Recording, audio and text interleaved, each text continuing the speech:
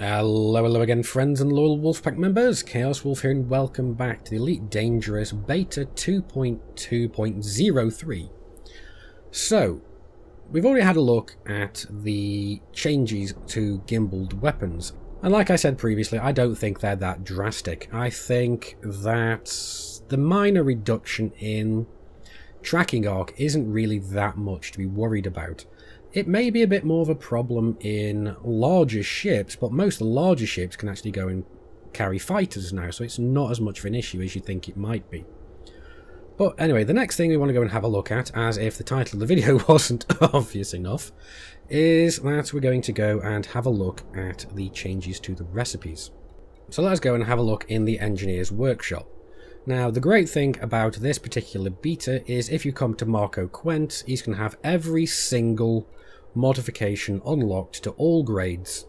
He's going to have a commodity market chock full of fish, so you can test out all of these. He's also going to have every single module and every single ship available. So if you want to test anything, you come here. But what we're going to go and do is we're going to go and check out the modifications, at the very least at the moment, for the multi-cannon, just to go and see what the changes are. So let's go into the Engineer's Workshop, we'll go over to Multicannons, and what we're going to go and do is we're going to go and have a look at the grade 5 for efficient weapons. On the beta server currently, everything is one fish, but on the live server you're going to have a bunch of materials and a commodity. The commodity is a heatsink interlink, but once this beta patch goes live onto the live servers, what's going to happen then is they're going to be removing the commodities. So you're no longer going to need cargo space to go and modify your ships. And according to Frontier, they've changed a few of the parameters into which the effects can actually go to. Now, currently I'm having a look between the ones here on the beta server and the ones on Enara. If I remember, I'll put up a picture here showing what they actually are. And this one here seems to be exactly the same. It doesn't seem to have changed anything on efficient weapons. Going down to high capacity magazine, we can see as well that it appears as though nothing here has changed either. So down to the lightweight mounts. Now this is the first of the recipes that seems to have changed on the beta. Now as you can see, it's still got the -50 to -90 to the mass, which is still nice. Sorry, there we go. We've also got the integrity of -61 to -40, which is exactly the same as currently on live. These two, however, are where the effects differ. As you can see, we're actually getting here a reducement to power draw and a reducement to distributor draw. Now on live currently, these are a little bit different. Excuse me, I do apologise, I'm still a little bit ill, so just bear with me. But as you can see, what has changed is that on live they have basically a change here to damage per second, where it can go down to -6% damage per second, and the next one is actual general damage, which again goes down to -6. So instead of losing damage, you're actually gaining less power draw and less distributor draw, so that's actually quite nice. So lightweight mounts no longer reduce the amount of damage you're going to be doing overall, which is really nice for explorers, and especially since you actually reduce the power draw and the distributor draw, which is even nicer on a ship that's trying to run light. Now the next one here is the long-range weapons. Now this is the next one that's actually gone and had a change, as it is currently on live. On live, we've still got the +50 to +100% on the maximum range. But we've also got a secondary increase here, which is shot speed. So how fast the shots actually go and hit the target. So that's going to be nice. Either that, or it's going to be how fast it is in between specific shots. Now, I don't know if this is going to be affecting beam lasers or whatever, but this is at least affecting multi-cannons. Now, this is either going to be shot speed, as in how fast it takes the shell to hit the target, or how quickly you're going to be firing. I'm not 100% certain. I think it's actually the shot reaching the targets, because otherwise it'd be called rate of fire. So yeah, the next is we're still going to be getting a damage reduction, so damage per second, but this has actually been reduced. Currently on live, you have a chance of having a -15 to a -25. But as you can see here, it's actually reduced to -11 to -16. So it's actually got a lot better damage per second reduction. Damage itself is exactly the same, because here it was actually on live, it's -15 to -25 again. And as you can see here, it's actually -11 to -15. So that's a lot better as well. So these effects here are nowhere near as bad. So mass, that's exactly the same as currently on live. So +20 to +50% mass. And power draw. This is a little bit different. Apparently on live it is currently 14% to 20%. And it's basically the lower end is 1% higher. So that's a fair trade-off, I think. I do think that these are actually getting a little bit more balanced, which seems to be the goal what Frontier are going for. Now the next to have a look at is the overcharged weapons. And the overcharged weapons, these have got a bit of a change as well. So as you can see, we've got damage per second. So this is going from 34% to 44%. Now this is a bit of a nerf in comparison to live, whereas currently it goes from 44 to 68%, so we're not getting as much of a damage increase from grade 5 overcharged weapons. The damage increase itself, now this has been buffed slightly. On live it is 29 to 35, and as you can see here it's 35 to 45, so that is going to be basically counteracting the little nerf that we had to damage per second. So overall it should work out about right. Now distributor draw, this is exactly the same as it currently is on live. So increase the power distributed by 25 to 50%.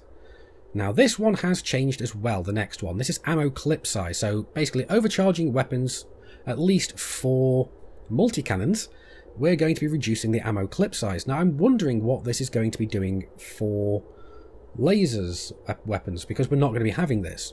So I wonder what this will actually go in effect with pulse lasers. We'll have to go and check that out.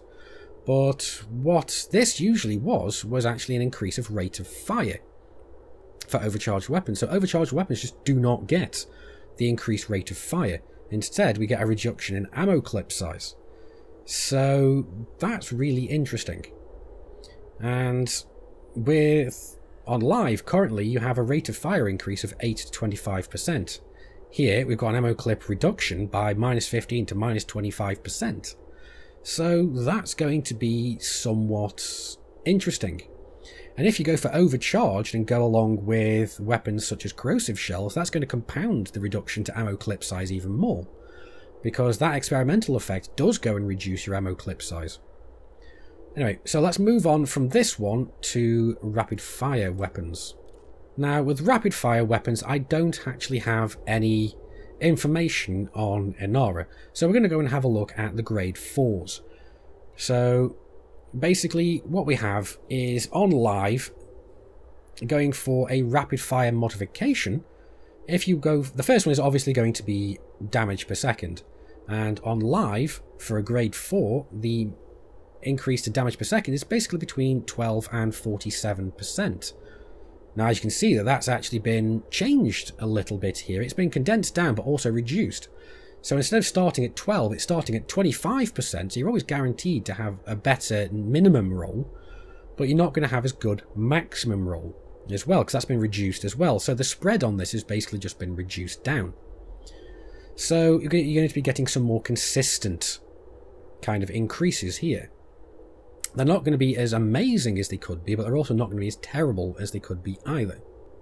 The next is a change to the rate of fire. Now this has actually changed as well from live. The maximum hasn't changed, so that's still 53% maximum increase to a rate of fire, but the minimum has actually been changed. On live currently, on grade 4, it is a minimum of an increase of 25%. So again, they've reduced down the spread by bringing it up to 42%. So again, going for rapid fire modifications, you're going to be getting less spreads and less really low rolls. So you're going to be getting something that's a lot more consistent. The next is the change to overall damage. Now on live, it's a change between -10 and -5%. So as you can see, they've actually got to increase the reduction in damage. So that's not great. But at the very least, you're going to be getting more likely have an increase in rate of fire. So overall, it's going to roughly balance out, potentially. We're not sure. Next is the jitter, and this has not changed at all. So it's got to +1 to +0.5. Although I'll have to see how well that works with a grade 5, because like I said, I've got no data for that on Inara for some bizarre reason. Now, the next thing to change is distributor draw. Now, on live, this is between -20 and -40%. Now, as you can see, they've changed that drastically. Well, not drastically, but it's still -20, but the top end is only -31%, so we're losing 9% of the maximum on this. So, again, it's being balanced. Now, the next change is actually, originally this reload time was actually an increase to armor piercing, where you used to get between 4 and 20% extra armor piercing. That's gone from the rapid fire modification, which makes sense because it was rather bizarre that it was here in the first place. But now we get basically a reduction in reload time, so we can reload anything between 40 to 50% faster, which is really, really nice. So this massively goes and balances out any other issues that we've got here, from the reduced overall maximum on damage per second and the overall reduction or increase on damage reduction here. So that's really nice. So this is going to make it so we're going to be able to do more damage because we're going to be spending less time reloading. So overall, over a longer period of an extended period of time, we are going to be doing more damage. So anyway, let's move on to the short range blaster modifications. Now, thankfully, I do have the information on Inara for the grade 5 here. Now, what this is doing is, again, on the maximum range, this is exactly the same as on live, -75 to -50%, so that has not changed. Damage per second, however, has changed a little bit. On live, it is currently an increase of 20 to 39%. Whereas here, it's an increase of 19% to 44%. So they've actually widened this one ever so slightly. 1% on the negative and 5% on the positive.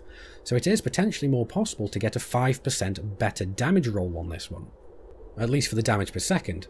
Damage overall, this has changed as well.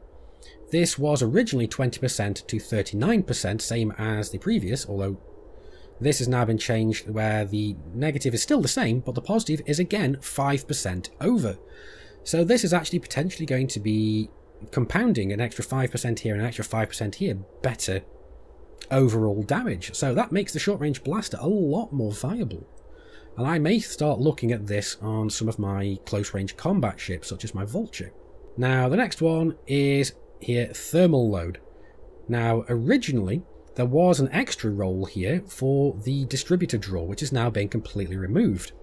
Originally, there was a distributor draw increase of 29% or between 29 and 10%. So that was not great, but they've actually gone and gotten rid of that now. So we jump straight over to the thermal load, and this is not changed from live. It's still 39 to 50% increase. And the integrity, again, this is exactly the same as live. So 31 to 40% decrease to integrity. So what they've done is remove the distributor draw and buffed up both of these two. So you can, if you get the maximum rolls on these, you're going to be getting a good whack more damage. So you get damage per second going up by a potential of 5% and the damage itself going up by 5%. So I'm not sure how that works out, whether that would be 10 or 25% overall, whether you add them or times them, I'm not sure. So overall, that's going to be a nice little damage increase. Now last but by no means least, we're going to get the sturdy mounts. Now these have changed as well. The basic standard thing here with the mass increase, this is exactly the same as with live, an increase of 200 to 250%. So yeah, that's going to be making the weapons a lot heavier. The integrity, this has actually changed. This goes anything from 100% to 250%, which is really nice because on live it's only currently an increase of 50 to 125. So these rolls have both been doubled. So the maximum and minimum have actually been doubled on this. So that makes this a lot more viable and a lot more appealing for certain ships, especially large combat ships that like to do a lot of hull tanking. The next is armor piercing. Now this is exactly the same as on live, so an increase of 20 to 45%, which is still nice. And the next one though, this thermal load has actually been added on. So all that added armor protection seems to have an added bonus of decreasing your thermal load. So putting this onto missile launchers, putting this onto beam lasers, any type of laser or weapons that generate heat, this is going to be massively decreasing the amount of heat you take from that by up to a third, nearly. So that is quite strong, and it basically just adds an extra little bit of incentive to go for sturdy mounts. So that's the basic changes to these multi-cannon recipes. So we can go and see that a lot of things have actually changed. So that's really nice for the weapons. But anyway, that's going to be it for this video. I do hope you've enjoyed it. Like the video if you've liked it, dislike it if you didn't. And don't forget, you can always go down into the comments to let me know what you think of these changes. Now, I am going to go and have a look at some more recipes in another video. I don't want to bog this video down with too much information. But anyway, don't forget you can always subscribe to the channel for more content like this, or check out any of the videos currently on screen. But I've been Commander Chaos Wolf, you guys have been epic, I will see you soon. And until next time, Commanders, keep flying and stay shiny.